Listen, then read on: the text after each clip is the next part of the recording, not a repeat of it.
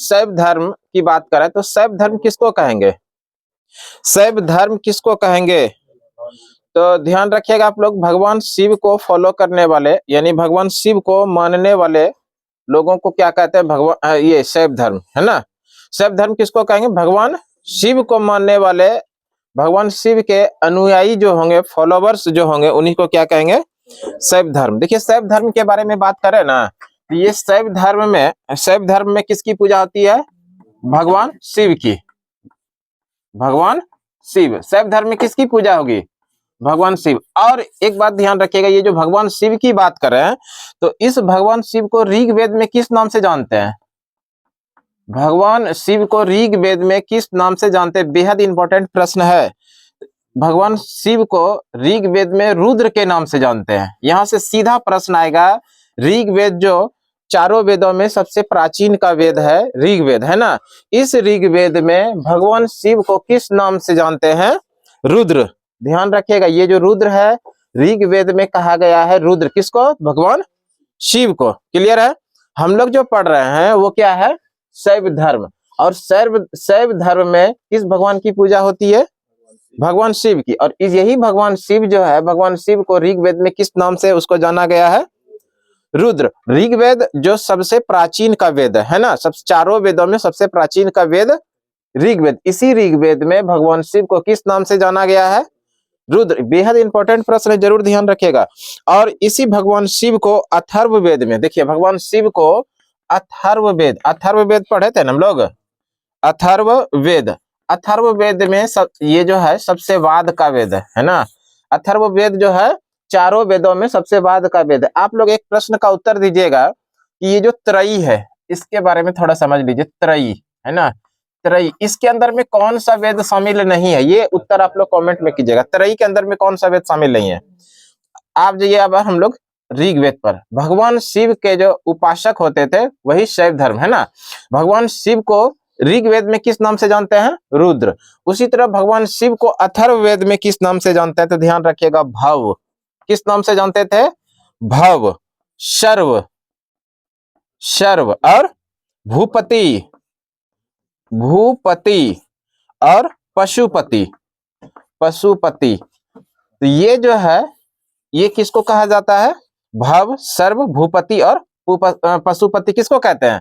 भगवान शिव को कहते हैं। और भगवान शिव को किस वेद में कहते हैं भाई साहब? वो है अथर्ववेद। सीधा प्रश्न यहां से आ जाएगा कि भगवान शिव को पशुपति कहा गया है किस वेद में? किस वेद में कहा गया है? अथर्ववेद में। आपको प्रश्न पूछा जाए भगवान शिव को भूपति कहा गया, भूपति है ना, भूपति दोनों, पशुपति किस वेद में कहा गया है? अथर्ववेद में। ध्यान रहेगा। आगे बात करें, और यही शैव धर्म जो है, शैव धर्म, इसमें लिंग पूजा का जो विवरण मिला है वो मत्स्य पुराण में मिला है। ध्यान रखिएगा, इस शैव धर्म का लिंग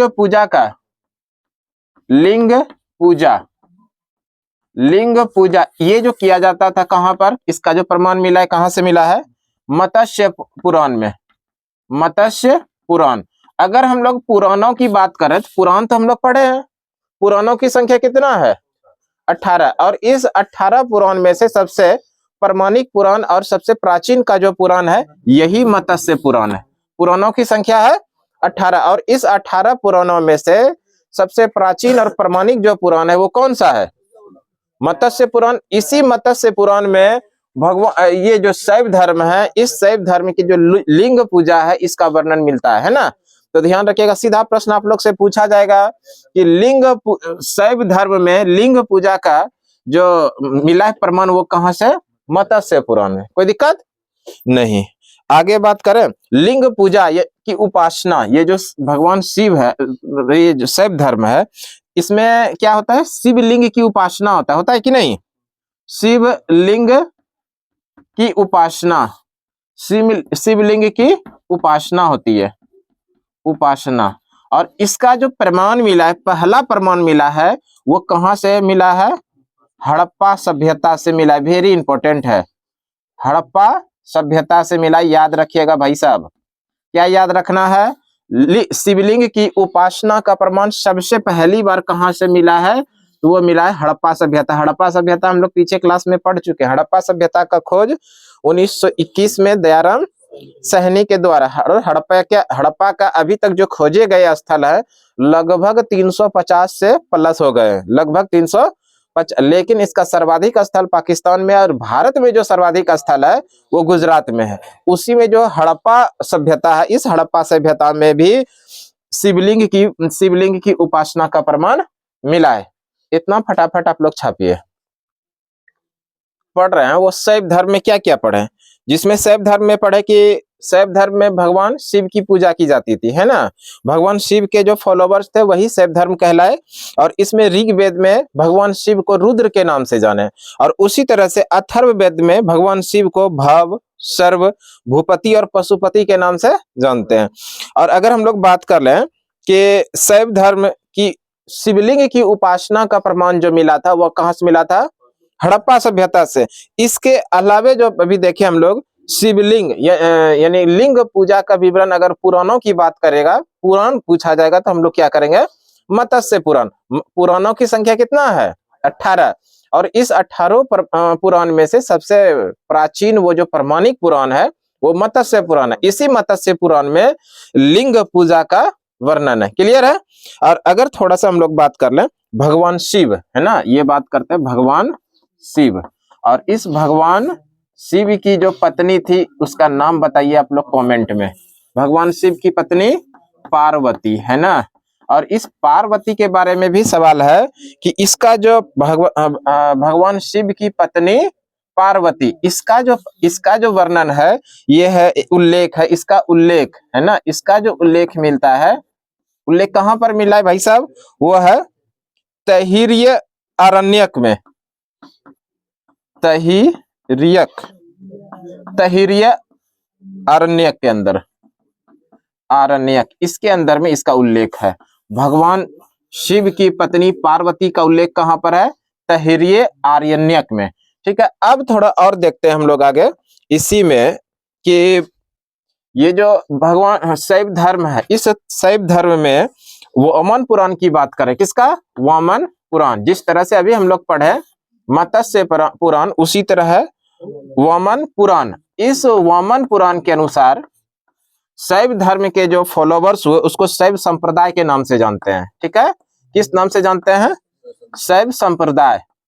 शैव संप्रदाय किस नाम से जानते हैं, शैव संप्रदाय। इस शैव धर्म को जो वामन पुराण है, इस वामन पुराण में किस नाम से जानते हैं, शैव संप्रदाय। ऐसा समझिए इसको कि वामन पुराण में, है ना, वामन पुराण में शैव धर्म के मानने वाले फॉलोवर्स को किस नाम से जानते हैं, शैव संप्रदाय। क्लियर है। वामन पुराण में शैव धर्म के फॉलोवर्स को किस नाम से जानते हैं, शैव संप्रदाय। और ये जो शैव संप्रदाय है, 4 प्रकार के शैव संप्रदाय मिला है। इसमें एक है पाशुपत है। दूसरा जो है वो क्या है, कापालिक है। दूसरा क्या है भाई साहब, कापालिक है। तीसरा जो है वो तीसरा कालामुख। तीसरा क्या है, कालामुख है। तीसरा क्या है, कालामुख। और चौथा जो है वो क्या है, लिंगायत। चौथा क्या है, लिंगायत। लिंगायत बोलो, या इसका एक और नाम है जंगम। इसी का एक और नाम है जंगम, ये भी ध्यान रखिएगा। इस तरह से शैव संप्रदाय जो है, शैव संप्रदाय को वामन पुराण में ये 4 भागों में बांटा गया है ना, ध्यान रखना है। शैव संप्रदाय यानी शैव धर्म को वामन पुराण में जो फॉलोवर्स हैं उसको किस नाम से जानते हैं, शैव संप्रदाय। पहला क्या है, पाशुपात। इसके बारे में जानिए, पाशुपात के बारे में। ये सबसे प्राचीन संप्रदाय, शैव संप्रदाय सबसे प्राचीन कौन सा है, पाशुपत। और दक्षिण भारत में जो प्रचलित है वो है क्या, दक्षिण भारत में वो क्या है, लिंगायत संप्रदाय। इसको ध्यान रखिएगा, ये क्या है, दक्षिण भारत में, इंपॉर्टेंट है भाई साहब। दक्षिण भारत में जो संप्रदाय, शैव संप्रदाय प्रचलित है वो कौन सा है, लिंगायत संप्रदाय या जंगम संप्रदाय जो है वो कहां पर है, दक्षिण भारत में। क्लियर है। देखो पाशुपात जो है सबसे प्राचीन का संप्रदाय है, और जबकि दक्षिण भारत का जो संप्रदाय, शैव संप्रदाय, उसको किस नाम से जानते हैं, लिंगायत के नाम से, है ना। देखिए अगर इसकी बात करेगा ना, पाशुपात, ये जो है सबसे प्राचीन है। इसके जो संस्थापक थे, इसके बारे में थोड़ा समझ लीजिए। इनके जो संस्थापक थे ना, संस्थापक, इनके संस्थापक कौन थे? इनके संस्थापक की बात करेगा तब हम लोग आंसर करेंगे लकुलिस है ना, लकुलिस। अब इसके बारे में ये थोड़ा समझ लेते हैं, ये लकुलिस क्या है। अगर हम लोग बात कर लें, लकुलिस कौन है? संस्थापक है। लकुलिस है भगवान शिव के कितने अवतार हुए? भगवान शिव के 18 अवतार हुए हैं, और इसी 18 अवतार में से एक अवतार है लकुलिस। क्लियर है? ये लकुलिस कौन है? भगवान शिव के कितने अवतार हुए? 18। इसी 18 अवतार में से एक अवतार है लकुलिस, जो कि पाशुपात संप्रदाय, शैव संप्रदाय का सबसे प्राचीन का जो संप्रदाय है वो क्या है? पाशुपात है। इसका जो संस्थापक वही है लकुलिस। क्लियर है? पाशुपात, ये जो शैव संप्रदाय के 4 भाग है, आप इसको कह सकते हैं। सबसे प्राचीन का जो शैव संप्रदाय है वो है पाशुपात, और इस पाशुपात संप्रदाय की शुरुआत किया है लकुलिस ने। लकुलिस जो है, तो ये ध्यान रखिएगा, जो भगवान शिव के 18 अवतार है, उस 18 अवतार में से एक अवतार कौन है? लकुलिस। और इसी लकुलिस, यही लकुलिस संस्थापक है किसका? पाशुपात का। ये पाशुपात जो शैव संप्रदाय का सबसे प्राचीन संप्रदाय है। शैव संप्रदाय कितने हुए? पाशुपात हुआ, कापालिक हुआ, कालामुख हुआ, और लिंगायत और जंगम हुआ। इसमें से सबसे प्राचीन का जो शैव संप्रदाय है वो क्या है? वो है पाशुपात। इसके संस्थापक कौन हुए? लकुलिस। और दक्षिण भारत का जो शैव संप्रदाय, उसको किस नाम से जानते हैं? लिंगायत या जंगम के नाम से जानते हैं। ये दक्षिण भारत में। हम लोग थोड़ा देख लेते हैं शिव मंदिर। भारत के जो प्रमुख शिव मंदिर है उससे जो संबंधित बनेगा इंपॉर्टेंट फैक्ट, उसको देखते हैं। तो सबसे पहला बात कर लेते हैं एलोरा। एलोरा का कैलाश मंदिर। एलोरा का कैलाश मंदिर। एलोरा का कैलाश मंदिर, इसके बारे में अगर बात करें तो सबसे पहला बात ये जानिए कि एलोरा का कैलाश मंदिर है कहां पर? महाराष्ट्र में। MS मतलब आप लोग समझ जाइएगा ये क्या लिखे हैं? महाराष्ट्र। एलोरा का कैलाश मंदिर महाराष्ट्र में है, और इसका जो निर्माण करवाया है, निर्माण जो हुआ है, निर्माण हुआ है, राष्ट्रकूट वंश के शासक थे। राष्ट्रकूट वंश के शासक, राष्ट्रकूट वंश के शासक, राष्ट्रकूट वंश के शासक जिसका क्या नाम है भाई साहब? कृष्ण प्रथम। क्या नाम है? कृष्ण प्रथम, है ना? क्या नाम है भाई साहब? कृष्ण प्रथम। एलोरा के कैलाश मंदिर का निर्माण किसने करवाया? राष्ट्रकूट वंश का शासक है जिसका क्या नाम है? कृष्ण प्रथम। और ये एलोरा का कैलाश मंदिर है कहां पर? महाराष्ट्र में। ये सीधा सवाल रखिएगा, एलोरा के कैलाश मंदिर का निर्माण किस वंश के शासकों ने कराया था? तब हम लोग आंसर करेंगे राष्ट्रकूट वंश के शासकों ने। अगर शासक का नाम पूछेगा तब हम लोग आंसर क्या करेंगे? कृष्ण प्रथम। क्लियर है? कृष्ण प्रथम ने ही महाराष्ट्र के एलोरा के कैलाश मंदिर का निर्माण करवाया। और ये किस भगवान को है समर्पित? भगवान शिव। किससे समर्पित है? ये भी ध्यान रखिएगा, भगवान शिव को ये समर्पित है। अगला जो हम लोग मंदिर का बात कर रहे हैं, अगला वो है राज राजेश्वर का मंदिर। राज राजेश्वर, है ना? राजेश्वर, राजेश्वर, राजेश्वर मंदिर। इसी का एक और नाम है, राज राजेश्वर मंदिर का ही एक और नाम है बृहदेश्वर का मंदिर। क्या नाम है? बृहदेश्वर, बृहदेश्वर का मंदिर। ये दोनों एक ही बात है। बृहदेश्वर का मंदिर ये है कहां पर? तो तमिलनाडु में। ये TLN लिखा है ना, तो आप लोग समझ जाइएगा क्या लिखा है? तमिलनाडु। तमिलनाडु के बृहदेश्वर में, है ना? बृहदेश्वर, तमिलनाडु का बृहदेश्वर, या इसी को आप तंजौर बोल सकते हैं। कहां पर? तंजौर। इसका जो निर्माण करवाया है चोल शासक है, चोल शासक जिसका नाम है, चोल शासक जिसका नाम है राजराज प्रथम। क्या नाम है? राज प्रथम। राजराज प्रथम ने इसका निर्माण करवाया। तो ये भी इंपॉर्टेंट फैक्ट हो गया। राज राजेश्वर का मंदिर या बृहदेश्वर का मंदिर कहां पर है? तमिलनाडु में है। तमिलनाडु के बृहदेश्वर में, जो तंजौर में स्थित है। किस वंश के शासकों ने इसका निर्माण करवाया है? चोल वंश के शासकों ने इसका निर्माण करवाया। शासक का नाम पूछेगा तब क्या करेंगे? राजराज प्रथम। क्लियर है? देखो ये भी किस भगवान को समर्पित है? तो भगवान शिव, भगवान शिव को, है ना, किसको समर्पित है? भगवान शिव। इस तरह से ये जो दो मंदिर है भगवान शिव से संबंधित बहुत ही ज्यादा महत्वपूर्ण है। और कई बार सीधा प्रश्न यहाँ से पूछा जाता है, एलोरा का कैलाश मंदिर का निर्माण किस वंश के शासकों ने करवाया? तब हम लोग आंसर क्या करेंगे? राष्ट्रकूट वंश। अगर आपसे प्रश्न पूछा जाएगा एलोरा का कैलाश मंदिर है कहां पर? महाराष्ट्र में। कहां पर है? महाराष्ट्र में है। और ये जो राष्ट्रकूट वंश का शासक था जिसका नाम है कृष्ण प्रथम, इसी ने एलोरा के कैलाश मंदिर का निर्माण करवाया। आगे है राज राजेश्वर मंदिर, या इसी को आप कह सकते हैं बृहदेश्वर का मंदिर, जो तमिलनाडु के बृहदेश्वर तंजौर में स्थित है। और चोल शासक राज राज प्रथम ने इसका निर्माण करवाया। क्लियर है? तो आप लोग होल्ड कीजिएगा, इतना आप लोग छापिए।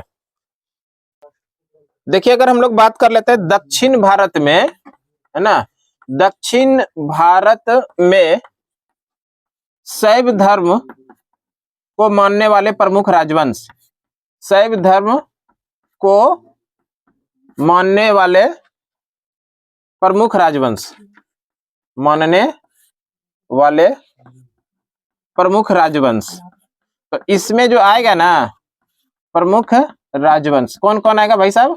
इसमें आएगा सबसे पहला तो आप लोग याद रखिएगा राष्ट्रकूट, है ना, राष्ट्रकूट। और राष्ट्रकूट के बाद जो आएगा वो आएगा पल्लव। क्या आएगा? पल्लव। उसके बाद जो आएगा वो चोल आएगा। और चोल के बाद जो आएगा वो आएगा चालुक्य। क्या आएगा? चालुक्य। इसको जरूर ध्यान रखिएगा पल्लव को। और पल्लव धर्म के, पल्लव वंश के जो व्यक्ति थे, पल्लव वंश के जो लोग थे, वो लोग अगर शैव धर्म को मानते थे उसको नैनार कहा जाता है। ध्यान रखिएगा, क्या कहा जाता है? नैनार। ये बेहद इंपॉर्टेंट है कि पल्लव वंश के शासक या उनके जो लोग थे वो लोग शैव धर्म को मानते थे, जिसको क्या कहा जाता था? नैनार। या आप इसको ऐसे याद रख सकते हैं कि पल्लव वंश के जो लोग शैव धर्म का प्रचार प्रसार करते थे उसको क्या कहते थे? नैनार।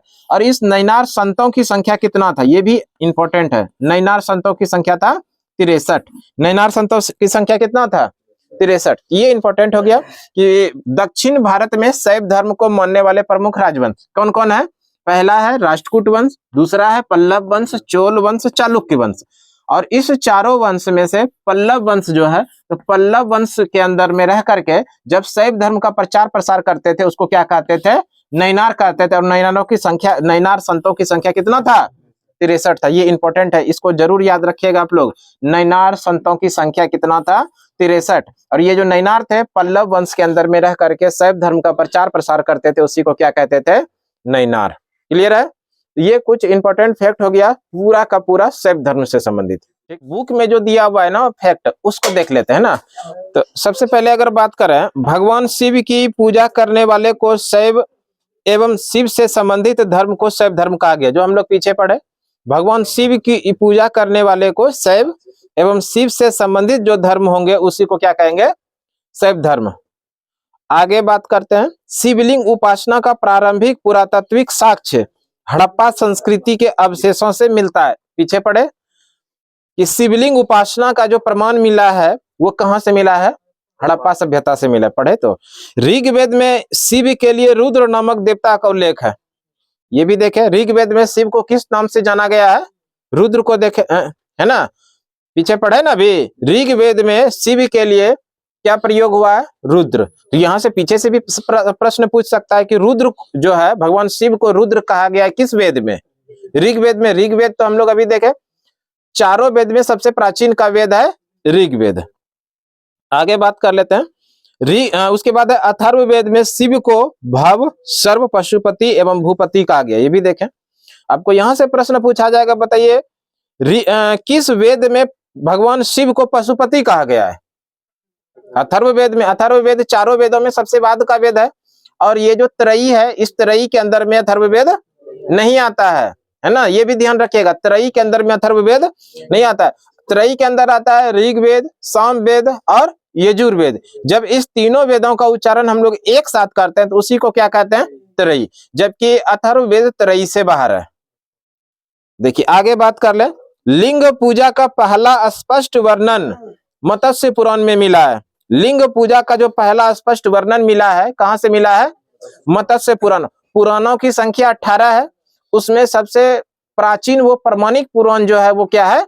मत्स्य पुराण है ना। आगे बात करें, महाभारत के अनुशासन पर्व से भी लिंग पूजा का वर्णन मिलता है। यानी कि ये हम लोग नहीं देखे थे अभी कि महाभारत से भी लिंग पूजा का वर्णन मिला है। ये एक अंडरलाइन कर लीजिए अगर आपके पास बुक हो तो। लिंग पूजा का वर्णन महाभारत से भी मिला है। आगे बात करें, रुद्र की पत्नी कहो या फिर भगवान शिव की पत्नी बोलो। रुद्र की पत्नी के रूप में पार्वती का नाम तैत्तिरीय आरण्यक में मिलता है, ये भी देख लिए है ना। भगवान ये जो भगवान शिव की पत्नी है पार्वती, इसका जो नाम मिला है तैत्तिरीय आरण्यक में मिला है। कहां पर? तैत्तिरीय आरण्यक। आगे बात करें, शिव की पत्नी का सौम्य रूप पद्मा, पार्वती, उमा, गौरी एवं भैरवी, ये भी है अन्य रूप है ना। भगवान शिव की जो पत्नी है पार्वती, उसका अन्य नाम आप कह सकते हैं क्या है? पद्मा, पार्वती, उमा, गौरी और भैरवी है ना। आप इसको कह सकते हैं, इसका अन्य नाम है ये। वामन पुराण में शैव संप्रदाय की संख्या 4 बताई गई है। वामन पुराण में शैव संप्रदाय की संख्या कितना बताया गया है? 4। और ये शैव संप्रदाय 4 जो बताया, पाशुपात है, कपालिक है, काला मुख है, लिंगायत है। हाँ, ये जो 4 संप्रदाय बताया गया है वो कौन सा संप्रदाय जो दक्षिण भारत में प्रसिद्ध था? लिंगायत। और सबसे प्राचीन का जो संप्रदाय है वो है पाशुपात। देखिए आगे है, पाशुपात संप्रदाय शैवों का सर्वाधिक प्राचीन संप्रदाय है। इसके संस्थापक लकुलिश थे, जिन्हें भगवान शिव के 18 अवतारों में से एक माना जाता है। अभी तो पीछे देखे, सबसे प्राचीन का जो संप्रदाय था वो पाशुपात था। और इस पाशुपात के जो संस्थापक हैं वो कौन है? लकुलिश। और भगवान शिव के 18 अवतार हैं, और इस 18 अवतार में से एक अवतार माना जाता है लकुलिश। आगे बात करें, पाशुपात संप्रदाय के अनुयायियों को पंचार्थिक कहा गया है। पाशुपात संप्रदाय के जो अनुयायी थे उसको क्या कहा गया है? पंचार्थिक कहा गया। इस मत का प्रमुख सैद्धांतिक ग्रंथ पाशुपात सूत्र है।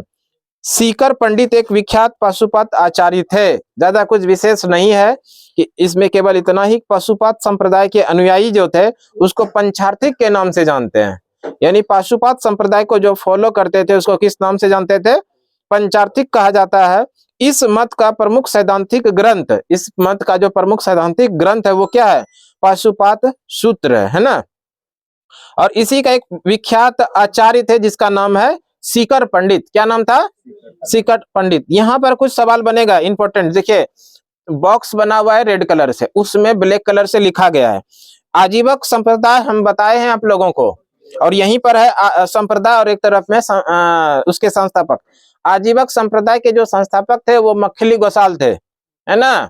कौन थे? मखली गोसाल। और यही मखली पुत्र गोसाल जो है महावीर स्वामी के साथ में तपस्या किए थे, फिर छोड़कर चले गए थे, है ना। और इसी मखली गोसाल ने एक प्रसिद्ध संप्रदाय दिया जिसका नाम है आजीवक संप्रदाय।